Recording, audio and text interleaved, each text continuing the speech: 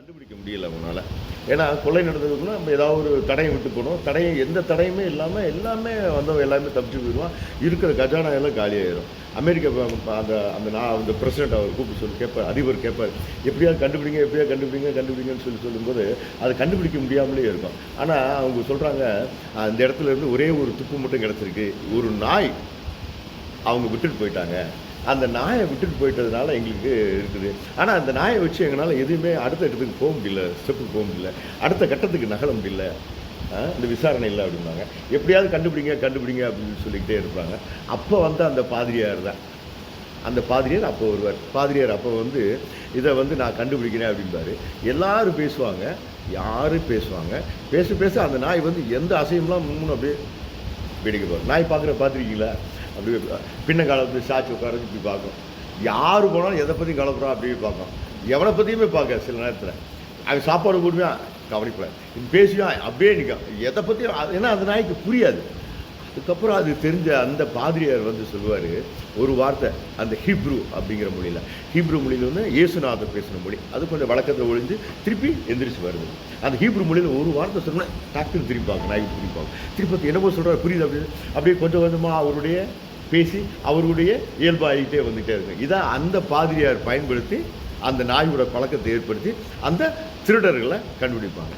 திருடரை கண்டுபிடிக்கிற கதை. ஆனால் அதுக்கு அடுக்கிறது இருக்கிறத சுவராசியமே. திருடரை கண்டுபிடிச்ச உடனே அந்த பிரசிடண்ட் கூப்பிட்டு கேட்பேன், எப்படிப்பா கண்டுபிடிச்சா? ரொம்ப நல்லா, ரொம்ப நாட்டுக்கே ஒரு பெருமை. இல்லாட்டி இவ்வளோ பெரிய குற்றத்தை தடுக்கலை அப்படின்னா பெரிய சட்டவிரோதமான செயலாகி போகிறோம். எல்லாருக்கும் ஒரு அவுத்து விட்ட மாதிரி ஆகி போகிறோம். யார் வேணாலும் திருடலாம், இங்கே வராமல் எங்கள் இதுவே நாட்டை ரொம்ப காப்பாற்றிருப்பா அப்படின்னு கேட்பேன். உனக்கு என்ன வேணும் கேட்குறது கேளு அப்படின்னு அந்த பிரசிடண்ட்டாக அந்த பாதிரியாருக்கு, எனக்கு ஒன்றும் வேணாம், இந்த நாய்க்குட்டி தான் வேணும் அப்படின்னு. இந்த நாயா? ஏன்னா எவ்வளோ ஒரு விஷயத்தை கேட்டிருக்கேன், எவ்வளோ ஒரு விஷயத்தை நாட்டுக்காக செஞ்சு கொடுத்துருக்கேன், நாய்க்குட்டிக்கு போய் கேட்குறேப்பா. இல்லை எனக்கு இந்த நாய்க்குட்டி தான் வேணும்னு. சரி எடுத்துக்கோ, சரி அப்படிங்கிற நாய்க்குட்டி வாங்கிட்டு. ஆனால் ஒன்றே ஒன்று மட்டும் சொல்லி, எதுக்காக இந்த நாயை கேட்குற அப்படி?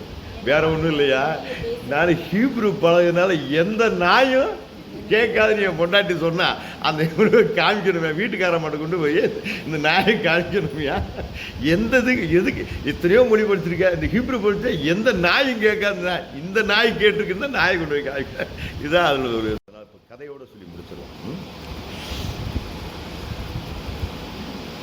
கதைன்னு சொல்லும்போது நான் நேற்று கூட்டம் போடுறதா நம்மளுடைய 8ஆம் ஆண்டு விழா வர்றதுனால 2 நாள் 3 நாள் கழித்து தள்ளி வச்சுக்கலாம் அப்படின்னு சொல்லியிருந்தாங்க. அப்புறம் இன்றைக்கி கூட்டத்தை போட்டோம்னா எப்போவுமே நிறுத்த வேணாம். ஆங்கில மாத கடைசி வெள்ளி நம்மளுடைய இலக்கிய கூட்டம் வச்சுக்குவோம். தள்ளி போடாமல் அது கூட்டத்தை வச்சுக்குவோம்.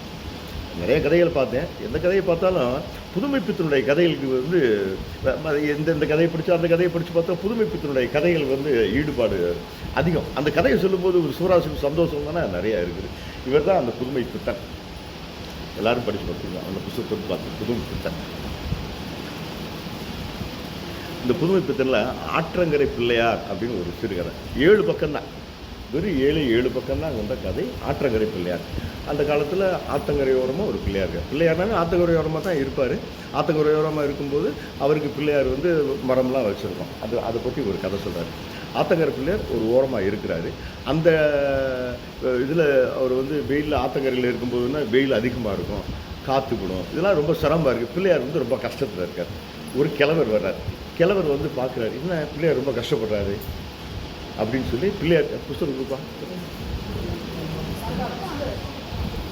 அவர் கஷ்டத்தை பார்த்தவுடனே அவர் என்ன பண்ணுறாரு, அங்கே இருக்க இதுலேருந்து இவர் ரொம்ப கஷ்டமாக இருக்கார், கொஞ்சம் குழு இருக்கட்டும், வெயில் அதிகமாக போடுது அப்படின்னு சொல்லி ஆலமரத்தையும் வேப்ப மரத்தையும் வைக்கிறார். அந்த ஆலமரத்துக்கு என்ன தர்மம்? இப்படி பேசினா கதை ரசிக்கும்.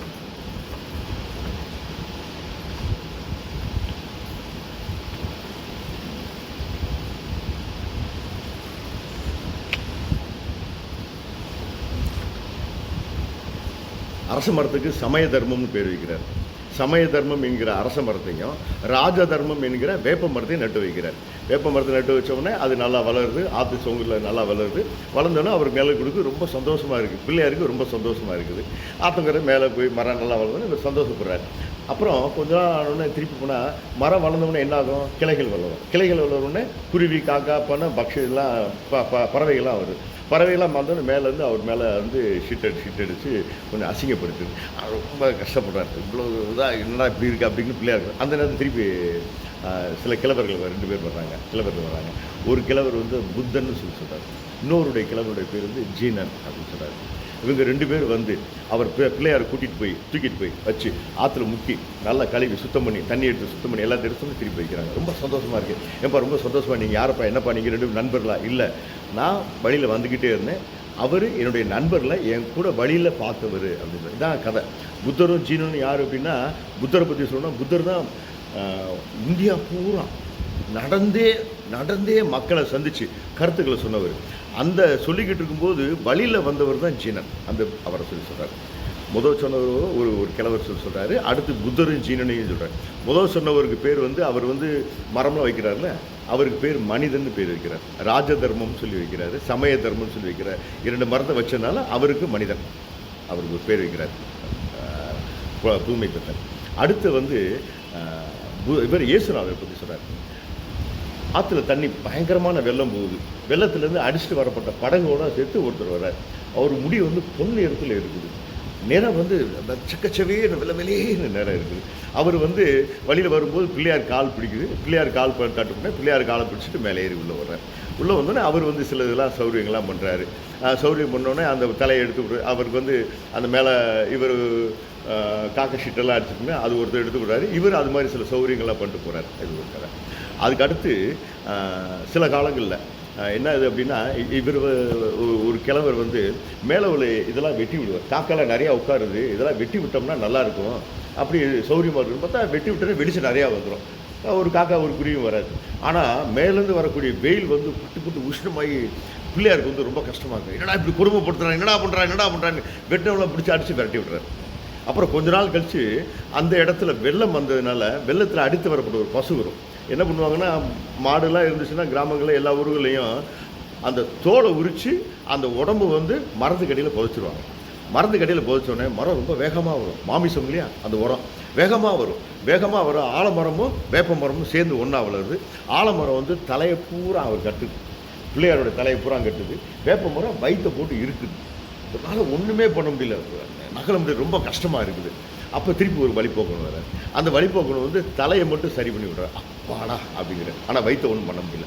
இது மாதிரி வழிபோக்கர்கள் வர்றது, இவர் சௌகரியம் பண்ணுறது, எல்லாம் இந்த கதையில் வந்து ரொம்ப பிரமாணமாக இருக்குது. அந்த கதையில் அது கதையில் முழுசாக சொல்ல நான் ஒரு தடவை வாசித்தேன். கதையை நீங்களாம் படிக்கணும். அந்த கதையில் கடைசியில் அந்த பிள்ளையாரை வந்து அவர் ஒரு கனவு காண்பார். அவர் கட்டி போட்டு வச்சுருக்கிறதுக்கும் பிடிச்சி வச்சுருக்க அசௌகரியங்களுக்கு விடுபடுற மாதிரி ஒரு பெரிய விசுவரூபம் எடுப்பார். விசுவரூபம் எடுக்க அப்படியே உடம்பா வந்து ரொம்ப சந்தோஷம் மேலே போய்கிட்டே இருப்பார். இதான் அந்த கதை. அந்த கதை முடியும் போது இதான் இப்படி தான் முடியும். இவர் மேலே எந்திரிச்சு மேலே போனவுடனே இவருக்கு விமோச்சனம் வந்துருந்தா இல்லை இவர் வேறு எதுக்கு அடுத்ததுக்கு மாறுறாரா அப்படின்னு ஒரு கேள்வியோடு இருப்பார். புதுமைப்பித்தன் கதைகளை வந்து எல்லாரும் படிக்கணும். 5 பக்கம் 7 பக்கம் தான் கதைகளே இருக்கும். மிக ரசித்து படிக்கக்கூடிய கதைகளாக நல்லா இருக்கும், படிக்கலாம்.